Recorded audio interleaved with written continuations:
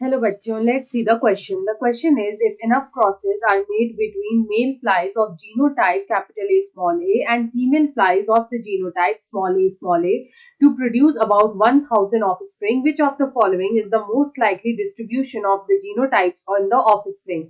तो यहाँ पे बोल रहा है कि हम लोग यहाँ पे इनफ क्रॉस कर रहे हैं बिटवीन मेल फ्लाइज जिनका जीनोटाइप होगा कैपिटल ए स्मॉल ए और जो फीमेल फ्लाइज है उनका जीनोटाइप है स्मॉल ए और यहाँ पे अराउंड 1000 ऑफस्प्रिंग्स का प्रोडक्शन हो रहा है। तो यहाँ पे जो ऑफस्प्रिंग्स का जीनोटाइप होगा वो मोस्ट लाइकली कैसा होगा? तो यहाँ पे हम लोग सबसे पहले देखेंगे इस क्वेश्चन का की concept. The key concept is dihybrid cross. The key concept is dihybrid cross. तो यहाँ पे हम लोग ये जो क्रॉस करा रहे हैं बिटवीन मेल्स एंड फीमेल्स, ये यहाँ पे किस तरह से हो रहा है? तो यहाँ पे अगर हम लोग बात करें तो मेल्स का जो यहाँ पे हमें जीनोटाइप दे रखा है it is capital A and small A. वहीं अगर हम लोग यहाँ पे फीमेल्स की बात करें तो यहाँ पे जो हमें फीमेल्स का जीनोटाइप दे रखा है वो है स्मॉल ए। अब यहाँ पे होगा गैमीट्स का फॉर्मेशन। दिस वॉज द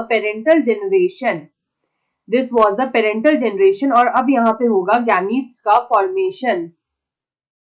तो यहाँ पे गैमीट्स का फॉर्मेशन किस तरह से होता है? तो हम लोग यहाँ पे एक सिंपल फॉर्मूला से गैमीट को कैलकुलेट करते हैं। तो यहाँ पे हम लोग बोल सकते हैं दैट जो नंबर ऑफ गैमीट्स होता है, the number of gametes that are produced it is equal to 2 to the power n। तो यहाँ पे n क्या होता है? n is the number of heterozygous pair. जितने नंबर ऑफ हेट्रोजाइगस पेयर होते हैं उनको हम लोग यहाँ पे लिखेंगे in the terms of n। तो यहाँ पे अगर हम लोग मेल्स के केस में देखें तो मेल्स के केस में जो n है हमारा वो कितना है? 1 है, क्योंकि यहाँ पे एक हेट्रोजाइगस पेयर जो है वो प्रेजेंट है। तो यहाँ पे जो नंबर ऑफ गैमीट्स आएगा इन केस ऑफ मेल्स, तो यहाँ पे जो गैमीट्स आएगा वो आएगा 2 to the power n which is 2 to the power 1, यानी कि यहाँ पे जो गैमीट्स बनेंगे वो बनेंगे 2। तो यहाँ पे हमें 2 गैमीट्स देखने को मिलेंगे। वहीं अगर हम लोग बात करें अबाउट फीमेल्स, तो फीमेल्स में जो n है in case of females the n is 0, क्योंकि यहाँ पे कोई भी हेट्रोजाइगस पेयर नहीं प्रेजेंट है, सिर्फ एक होमोजाइगस पेयर जो है वो यहाँ पे प्रेजेंट है।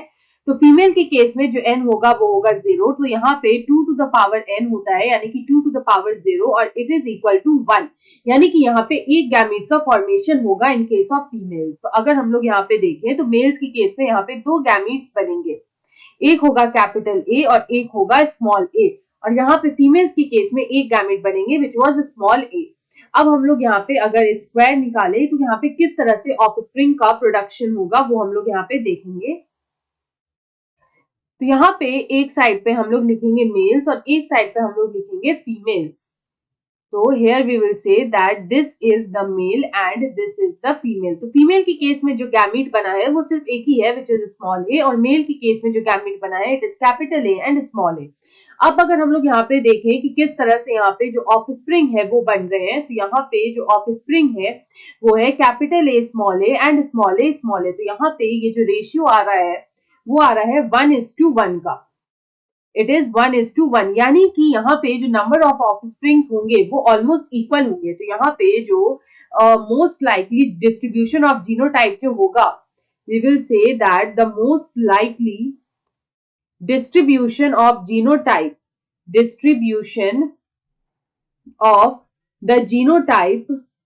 is 50%, is 50%, वो आ रहा है 50%। तो हमें यहाँ पे ऐसा जो है ऑप्शन हमें देखना है जिसमें कि जो यहाँ पे डिस्ट्रीब्यूशन दिखा रहा है between these two it is almost 50%। तो यहाँ पे हम देख सकते हैं हमारा जो ऑप्शन 2 है वो सबसे ज्यादा क्लोज ऑप्शन है which is 481 capital A small a and 519 small a। तो यहाँ पे ये जो है it can almost be said that ये approximately 1:1 का रेशियो दे रहा है, क्योंकि बाकी अगर हम रेशियोज देखें तो they are far apart। This is 3:1 ratio. यहाँ पे भी जो है the ratio is very far apart और यहाँ पे भी जो रेशियो है वो यहाँ पे काफी ज्यादा डिफरेंट है।